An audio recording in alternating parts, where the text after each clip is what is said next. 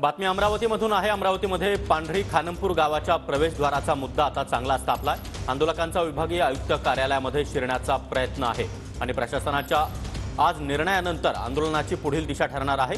ग्रामस्थांचा विभागीय आयुक्तालयासमोर 5 दिवसांपासून ठिय्या सुरूच आहे आणि आज हा मुद्दा अधिक तापल्याचं चित्र सध्या पाहायला मिळत आहे।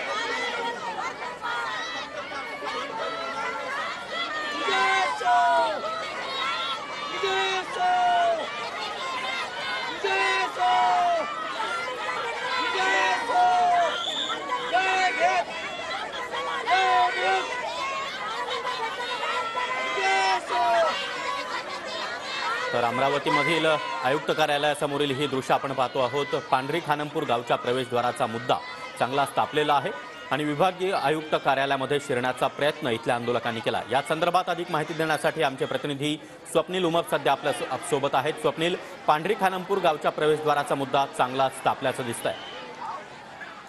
नक्की सागर, जवळपास 5 दिवस झालेले आहेत। पांढरी खानापूर मधील हजारो नागरिक जे आहेत ते मुंबईच्या दिशेने निघालेले होते। प्रवेशद्वाराचा मुद्दा आहे आणि 2 गट जे आहेत ते प्रवेशद्वाराच्या मुद्द्यावरून आक्रमक झालेले आहेत। 3 दिवसांपूर्वी जे आहे ते यांचे एक निवेदन जे आहे ते यांच्या समूने दिलेलं होतं आयुक्त कार्यालयाला शिष्टमंडळाने। त्यावेळेस 3 दिवसांचा वेळ जो आहे तो मागितलेला होता। दरम्यान आज जी मुदत संपलेली आहे आणि त्यामुळे आज पुन्हा जे आहे ते संपूर्ण नागरिक प्रवेशद्वाराच्या मुद्द्यावर जे आहे ते आक्रमक झालेले आहेत।